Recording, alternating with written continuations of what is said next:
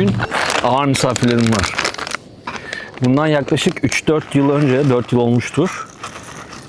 İsveç Konsolosu Peter Eriksson'la, sevgili Peter'la bir sohbet yapmıştık. Hatta WWF'in Türkiye kurucusu Nergis Hanım da bize katılmıştı ve sürdürülebilir bir dünya ve küresel ısınma ile ilgili biraz sohbet etmiştik. Bugün 4 yıl sonra yeni İsveç Konsolosu Karin'le bir sohbet daha gerçekleştireceğiz doğada. Biraz sohbet etmiştik atandığı zaman. Biraz ormanlar hakkında son dönemde de böyle gündemde olan bir konu olduğu için ormanlar hakkında konuşalım dedik. Biliyorsunuz ormanda olmak genelde korkulan bir şey ya. Bana da en çok gelen sorulardan bir tanesi. Geceleri ormanda korkmuyor musun? İşte kamp yaparken yaban hayatından korkmuyor musun vesaire diye. Aslında hani orman korkulacak bir şey mi değil mi onu biraz konuşacağız. Bunu Karin'le konuşmamızın sebebi de iki ülke arasındaki bu konuyu, yani bakış açısını değerlendirmek istiyoruz aslında bu konudaki. Orada çocuklar ormana nasıl alışıyor, oradaki gençler ormana nasıl yaklaşıyor, yetişkinler ormanda nasıl zaman geçiriyor. Burada biz neler yapıyoruz, biraz onları konuşacağız. Çünkü İsveç'te biliyorsunuz %70'i ormanlık alan, Türkiye'de bu oran %30. Ciddi bir fark var. Ormanın bu kadar yoğun olduğu bir yerde ormana yaklaşım da farklı şüphesiz. Biraz ondan konuşacağız. Orman korkulacak bir yer mi? Orman bize ve doğaya neler katıyor? Ve iki ülke arasındaki bakış açılarıyla ilgili biraz sohbet edeceğiz. Şimdi Karin birazdan burada olacak. Ben de bir kahve hazırlıyorum tabii ki. Tek başına olur kahvemiz. TBO Blend. Birazdan burada olurlar. Keyifli bir sohbet. Belki sonra ormanda bir yürüyüş. Geçen Peter'la yaptığımız sohbetten sonra sorusu çok gelmişti. Artık bir İsveç ziyareti bekliyoruz diye ama hiç fırsat olmadı gerçekten. Belki bu söyleşiden sonra henüz planlamadık, öyle bir şey gündemimizde yok ama belki önümüzdeki yıl ya da sonbaharda bir İsveç ziyareti güzel olmaz mı? Bir de İsveç görsek gezsek ne güzel. Hah, geldiler. Hi. Hello. How are you? I'm very well. How are you? Welcome. Thank you so much. Thank you. How was the trip? Oh, very well. Very well. Hello. Hi. Oh, this looks great. Ah, yeah. What a lovely setup, huh? Ah, Yeah? we tried to be nice. Yeah. Well, this is fantastic. You know, I heard that 70%, over 70% in Sweden is forests, Yes. right? Yes. Yes. Yes. So we have not that much at the moment. No. I hope soon. Yeah. We have 30% Right. forest in Turkey. Actually, it's like living in a forest, Yes. right? When you live in Sweden. Yeah. How do people react to forest or enjoy the forest in their daily life? In the daily, it's actually, I mean, I think a lot of people have a very, very strong connection to the forest, even though they don't necessarily verbalize it like that. But it's very common to go out in the forest. You go berry picking, you go mushroom picking, you just exist in it. And even in the cities, I grew up in Stockholm. But even there, it's very sort of, you have areas which is not a park. It's a sort of, it's a bit of forest, but that has been remaining and kept there in order to feel, get this feeling of actual forest. So it's been a very conscious decision to keep that in our cityscapes even. Ah, I see. So you always have it, you always have some sort of wooded areas that are not well kept, that is sort of looking like and feeling like and acting like a forest, and that is accessible. Yeah. Are the forests open to public all the time, Yes. or just some No, of no. them? We have something we call allemansrätten, which is the right to public access. So everybody has the right to go into forests or into the nature. Of course, you can't go into people's actual, like the plots around their houses. Yeah. Okay. But and there are some rules that we all sort of abide by. You don't cut down trees or destroy things. You clean up after yourself. But apart from that, you have access everywhere. So you can walk in the forest, you can camp in the forest, you can pick the berries. Camping is also free? Yes. Or you have national parks? We also have national parks, but you can also camp in any forest, as long as you don't destroy it, or if you take care of the nature in it, it's absolutely fine. So you can do that. In some places you have a restriction of where you can have a fire, because of course there's always a risk of forest fires. Sure. So you're supposed to use like special fire pits or whatever. But even in very sort of not at all national parks, you will find like places where people have arranged for a fire to be set, and there you can be for a bit, and it's fine. Nice. Yeah. When I'm camping, the most asked question is, don't you afraid being in a forest at night. So what do you feel about that? Yeah.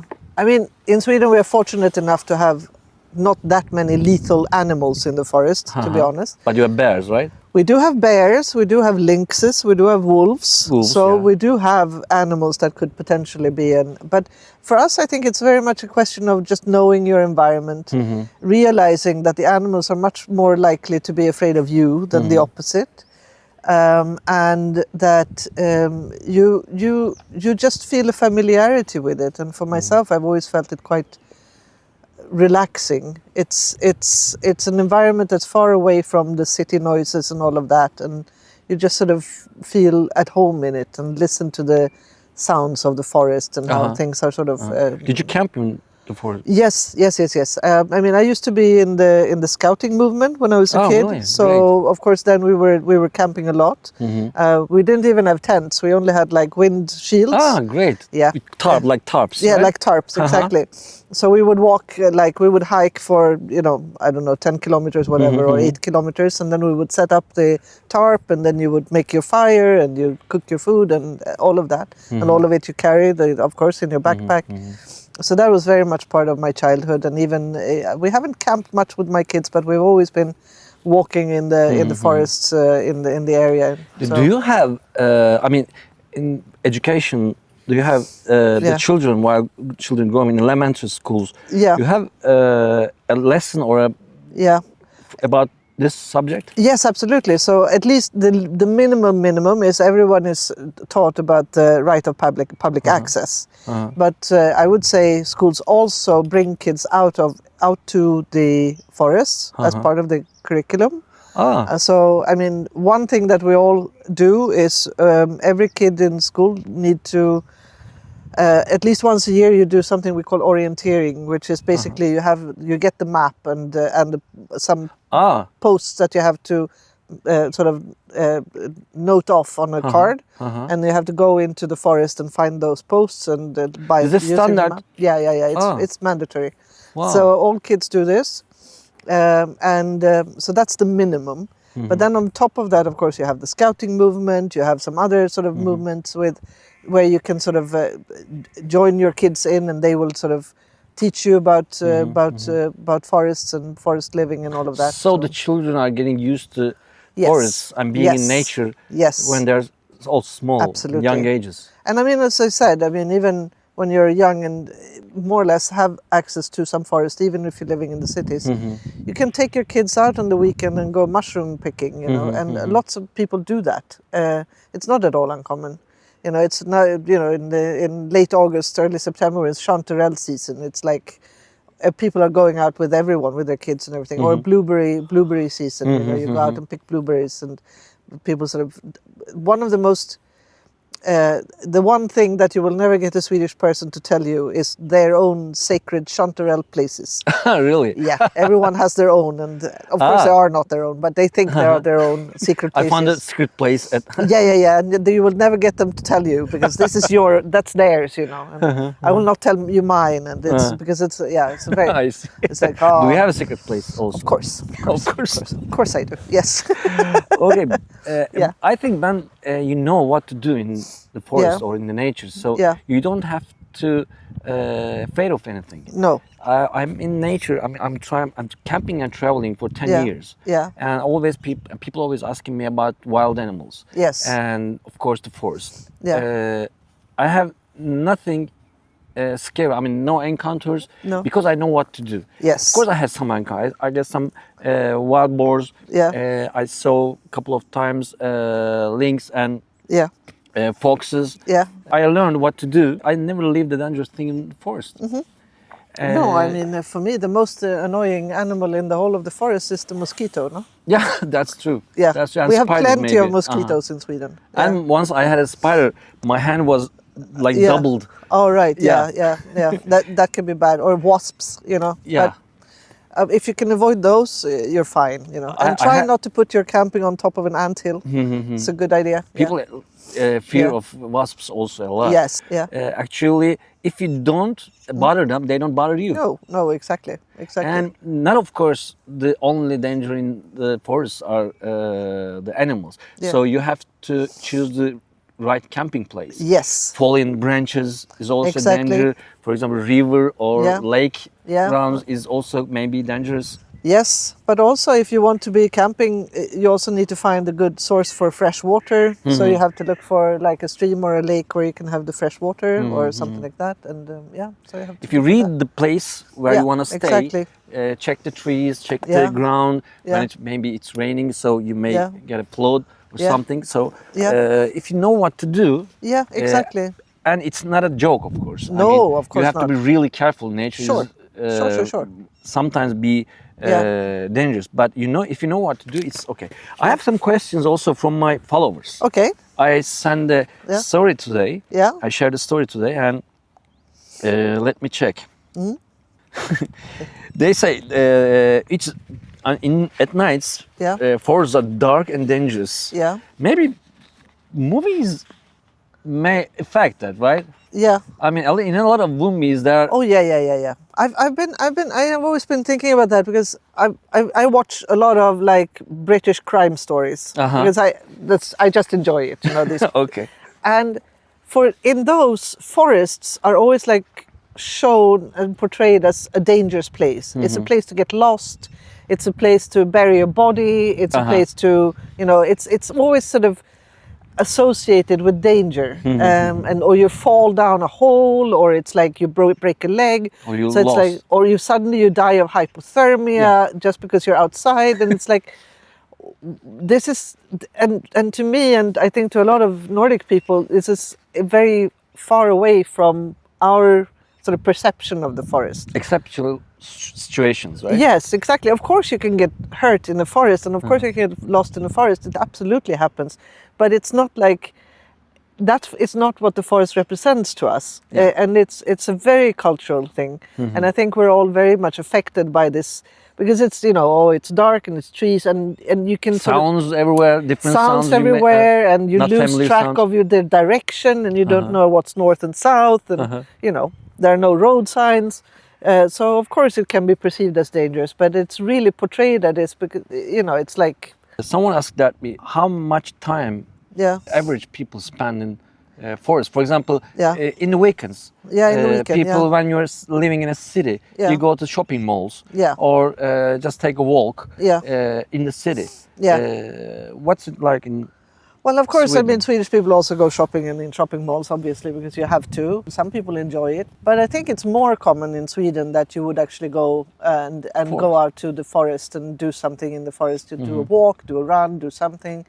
Even if it's not like a wild forest, even if it's more like in park, the city, maybe. in a foresty park kind of thing. We have one close to where I live, where you have some horse riding trails, and you have some biking trails, and you have some running trails, but it's still sort of in a foresty area and forest park in a way.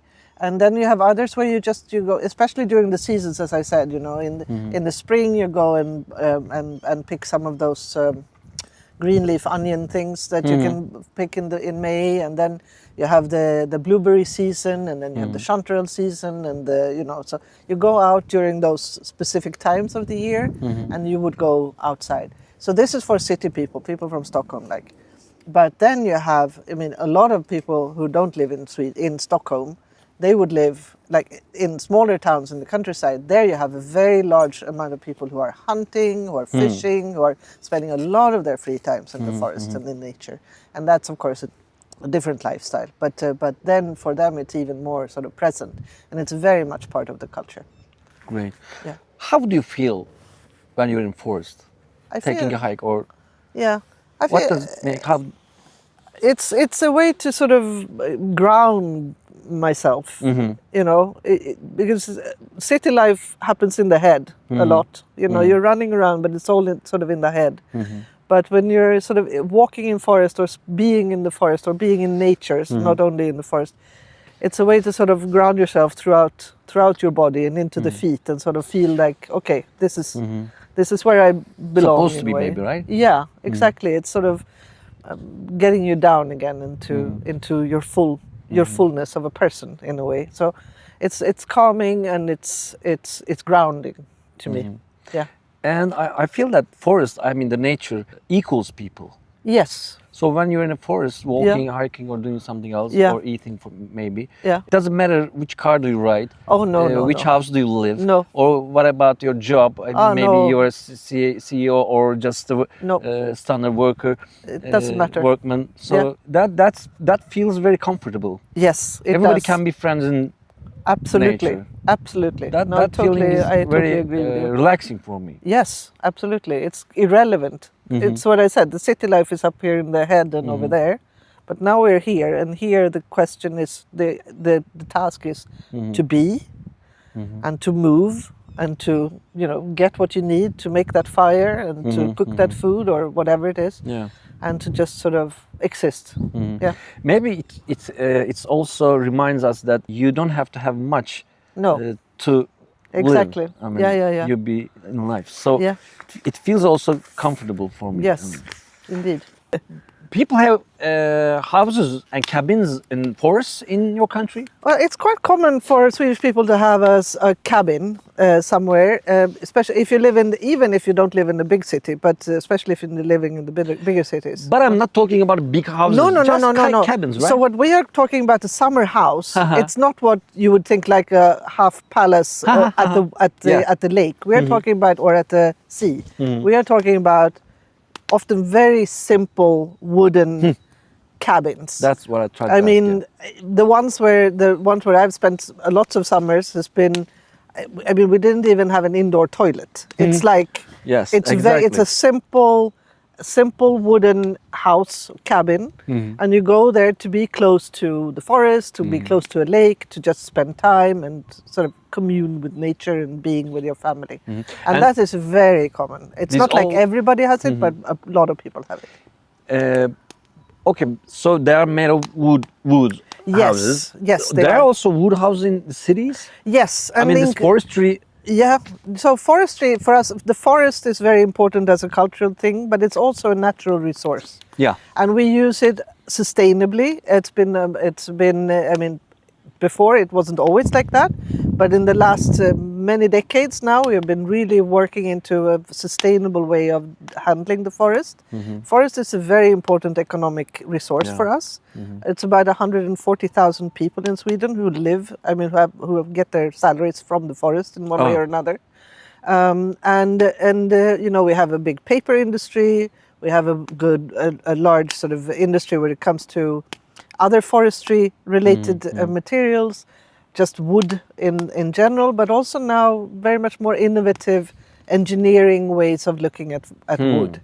So we have seen now increasingly in cities that you actually build several story buildings from wood, and also things like railway stations and office buildings and things like that. You can make anything out of wood. You can, and we are because you tend to think wooden that it has to be like small and only one family houses or like small structures, but it's not like that. You can actually use wood as a proper building material, and we have had a project here in Turkey and in other places called Wood Life, where we have had to try to sort of introduce this and have started a discussion about using wood in this way. Ah, great. Yeah. And there's a project in Turkey also? We have been showing it. We have been working with the OGM, the forestry agency, and we have been, and others, and universities and others together on this to try and start this discussion, and architects and things like that. Wow, great. How to use wood as a building material, because we do think that it's a sustainable,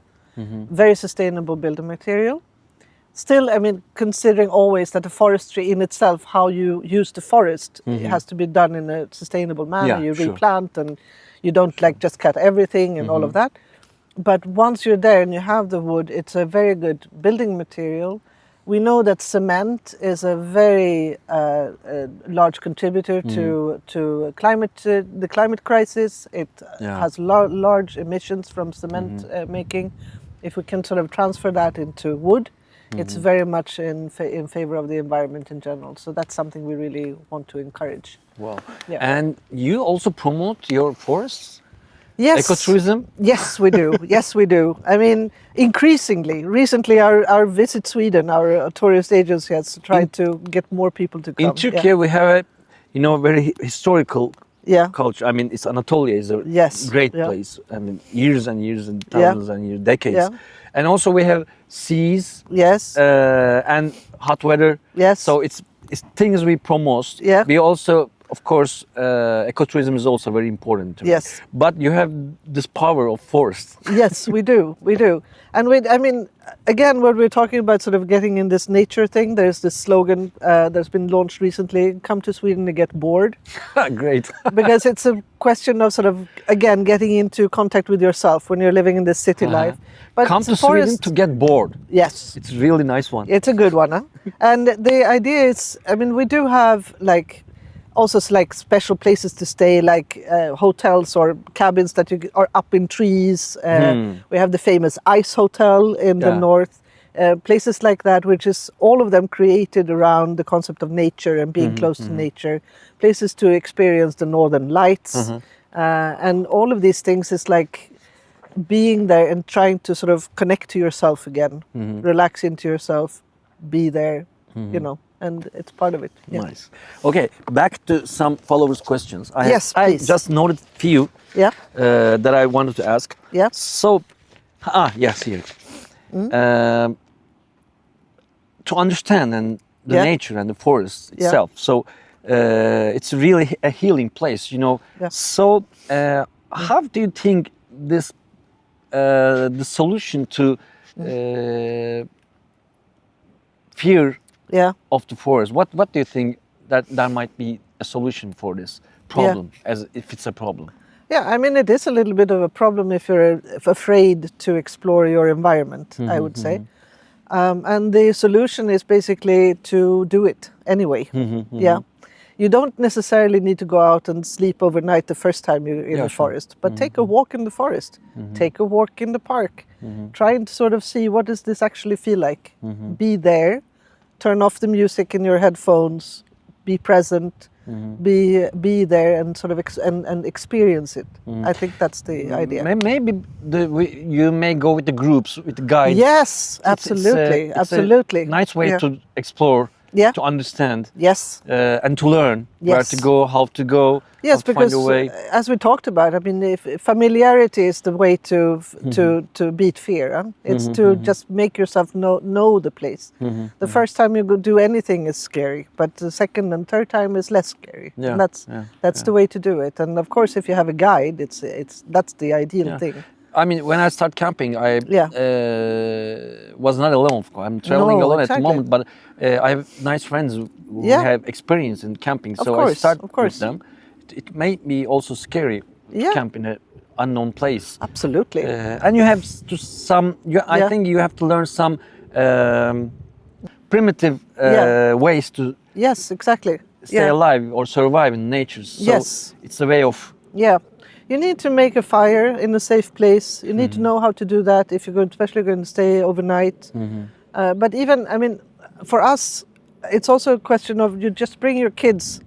So and do this and be there already when they're young, and then you're going to be less afraid. So it's also like that. But you have to learn these things, and if you have a guide or a friend or somebody who has done it, also to learn the about the chance. wildlife, as we told before. Don't be too worried about it. The wildlife is the easiest part, much right? more afraid of you, much more afraid of believe you that too. than you are of I them, believe that too. and they will go away. They can hear you. You know, And if you're- smell you. They smell you and hear you, and they are not interested in getting to know you. And I believe this Yeah. survival skills, about the survival skills, I think it's very important. Yes.